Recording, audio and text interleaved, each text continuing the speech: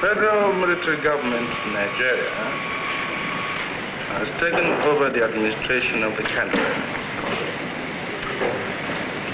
Functions of the federal military government will be exercised by the Supreme Military Council, and details of which will be announced later.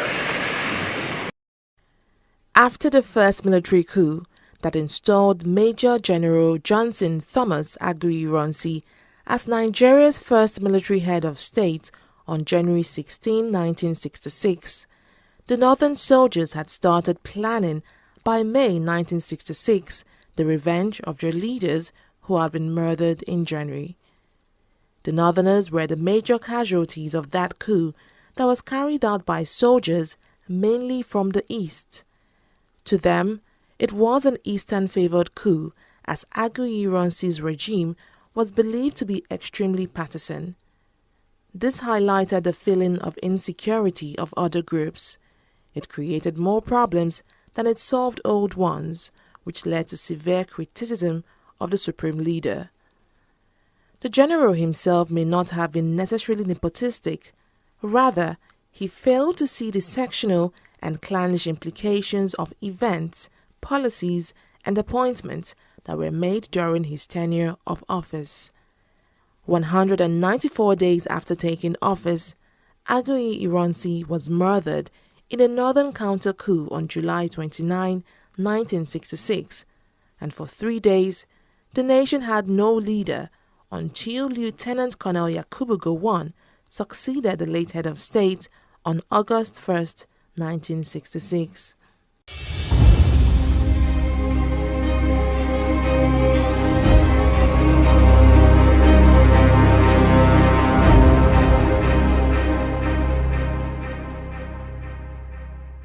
The immediate significance of the July coup was that it forced a return of an ethnic balance within the army, as neither the major ethnic groups, Hausa or Yoruba, was placed in power, but a minor ethnic group from the northern region in present-day Plateau State. In the confusion that followed the second coup d'etat, the slender confidence that remained between the Igbo and the northerners was shattered. Disturbances broke out in the east, but even more so in the north after August 1, 1966. The mass killings of the Igbos in the north was a deplorable act which was condemned by Nigerians, including the military governors. With the counter-coup of July 29, 1966, the political development of Nigeria's federal structure took a different turn. It was accentuated even more by the fact that the Eastern Region government in Enugu immediately threatened secession if certain grievances and demands were not met. The immediate concern of the federal government, therefore, was for it to find ways to appease the East, so long as such secession were within the framework of one Nigeria. Claiming he was not safe outside the East, the Eastern Military Governor, Lieutenant Colonel Chukwuemeka Odumegwu Ojukwu, refused to leave the region for any meeting anywhere in Nigeria. In a rejoinder, the federal government too argued that the Nigerian leader Yakubu Gowon could also not go to the east for a meeting. His life, they also claimed, was not safe there either. Tension mounted, and Lieutenant General Joseph Arthur Ankara of Ghana offered a neutral meeting place. The venue was Aburi, Ghana.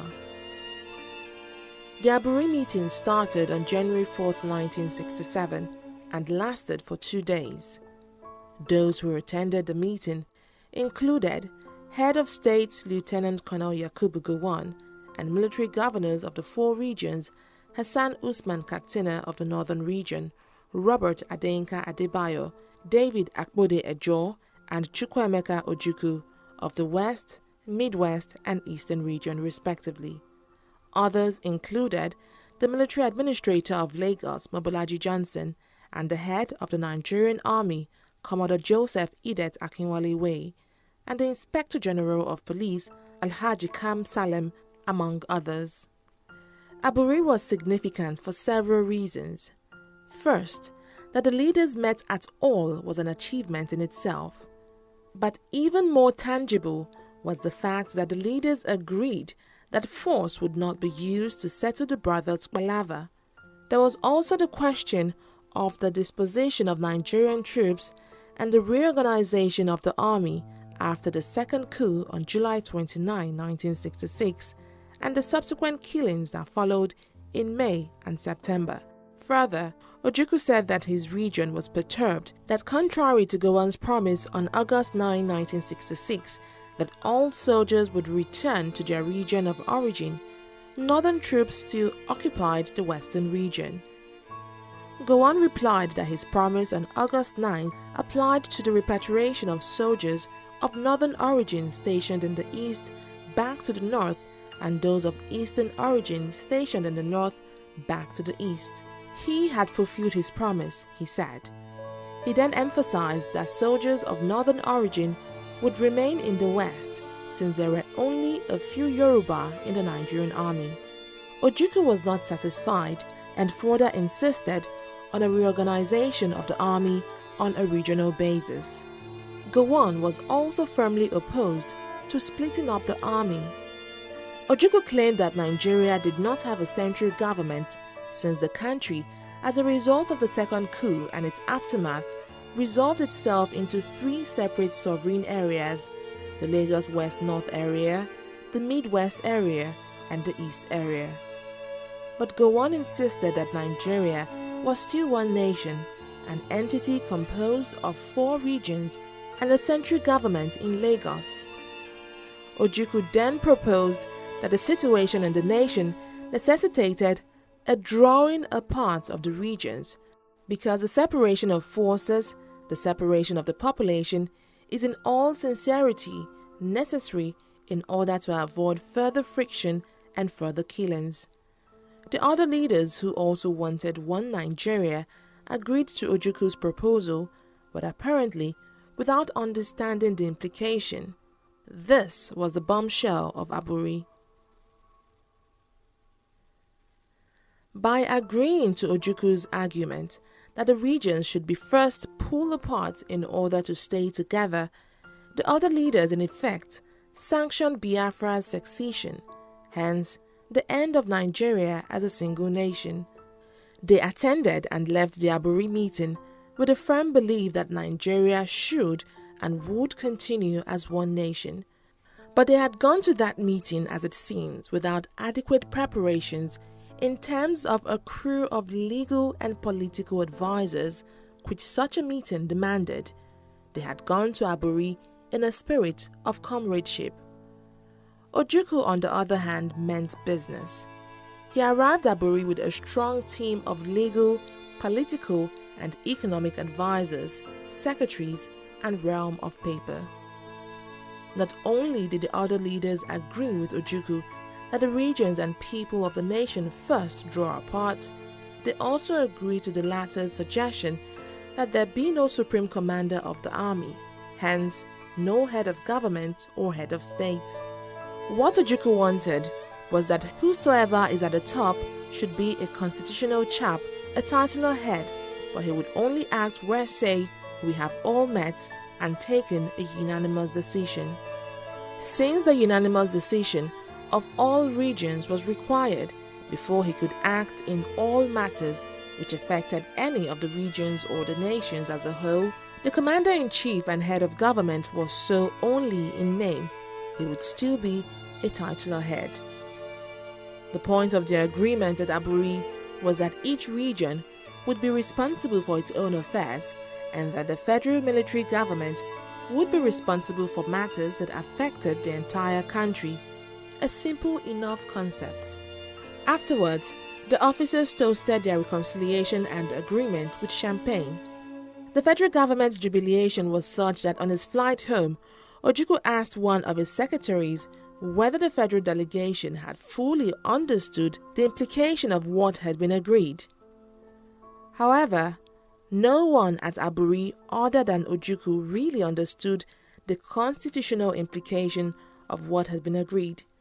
Ojukwu was obviously delighted with this, hence why he was in such a hurry to implement the decision taken, and why the federal government had to renege on them.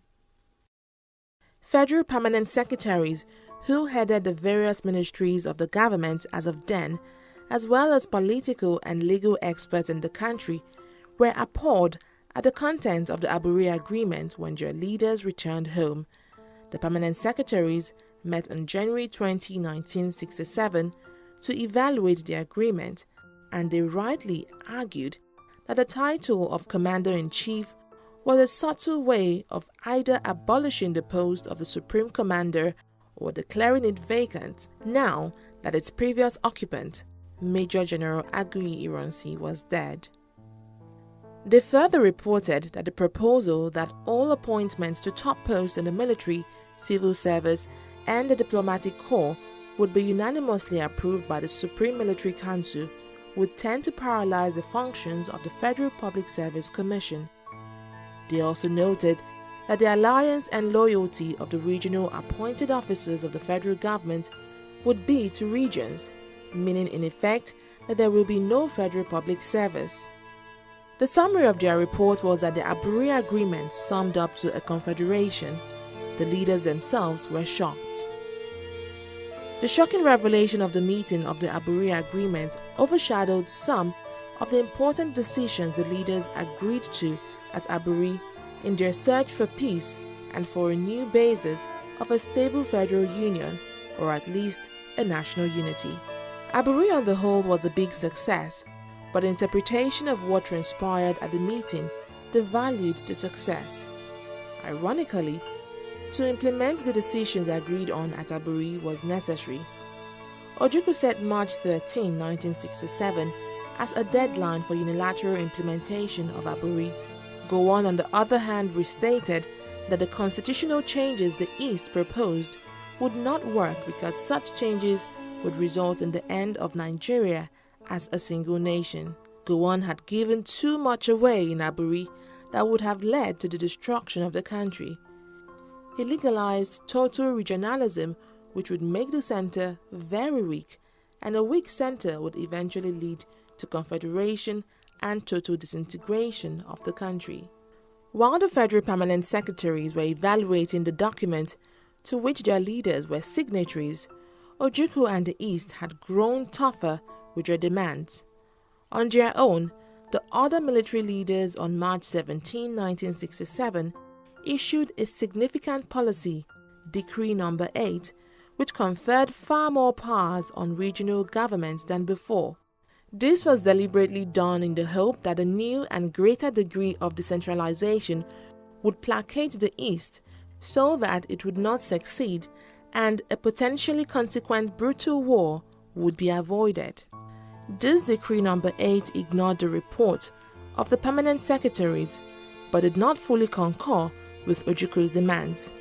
It also decentralized the government to such an extent that the regions were virtually autonomous units, in each of which each regional governor had executive powers. However, Ojukwu would reject the decree because a part of the decree stated that no region shall exercise its executive authority so as to impede or prejudice the exercise of the executive authority of the Federation or to endanger the continuance of federal government in Nigeria.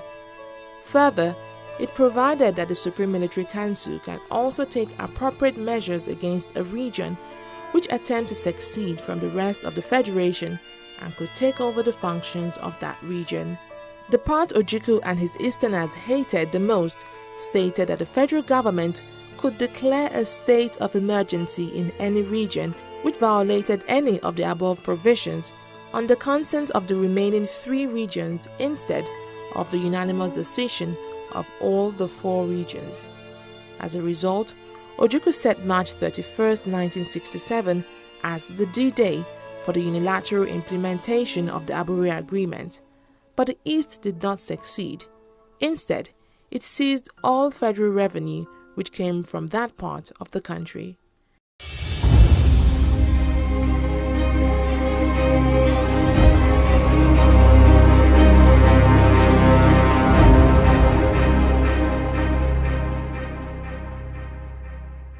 In the meantime, the Yoruba people were dissatisfied with the presence of troops of northern origin who occupied the western region, and the decision to recruit Yoruba people into the army did little to ease those feelings.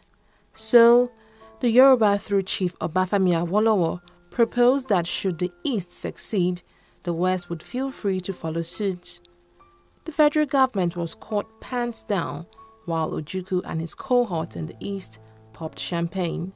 While the federal government was still trying to steady itself from these revelations, the northern leaders made an astonishing suggestion: the creation of more states. The nation was stunned.